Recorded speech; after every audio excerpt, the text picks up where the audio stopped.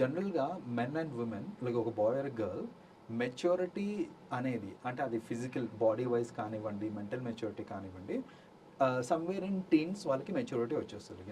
14, 15, 13 whatever. ఆ టైంకి physical maturity అమ్మాయిలు కానీ, అబ్బాయిలు కానీ వాళ్ళకి మెచ్యూరిటీ అనేది వచ్చేస్తుంది వాళ్ళకి. ఆ సెక్షువల్ ఫీలింగ్స్ అనేది వాళ్ళకి అప్పుడే స్టార్ట్ అయిపోతాయి ఇక్కడ. Like the craving to have sex అనేది అప్పుడే స్టార్ట్ అయిపోతుంది. మన ప్రీవియస్ అంటే పాత కాలంలో చూసుకుంటే కనుక మ్యారేజెస్ అదే ఏజ్లో అయిపోయేవి కూడా. లైక్ 14, 15, 16 ఆ టైంకి మ్యారేజ్ అయిపోయేవి. అది తప్పు అనేసి చాలామంది అనేవాళ్ళు. అండ్ వాట్ ఎవర్ రీజన్స్ ఇప్పుడు ఏంటంటే ఆ ఏజ్ ఆఫ్ మ్యారేజ్ అనేది పోస్ట్ పోన్ అయిపోయింది. ఇప్పుడు ఏంటంటే జనరల్గా చూసుకుంటే ఆన్ అన్ యావరేజ్ కరెంట్ టైమ్స్లో చూసుకుంటే 25, 26, 27 అమ్మాయికి 28, 29, 30 అబ్బాయికి ఈ వయసు వచ్చేదాకా వాళ్ళు పెళ్లి చేసుకోవట్లేదు.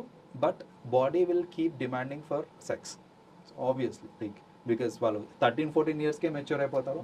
అప్పటి నుంచి wait until I get married and then have sex అని అంటే అది ఇంప్రాక్టికల్ అయిపోతుంది ఇప్పుడు చెప్పాలంటే.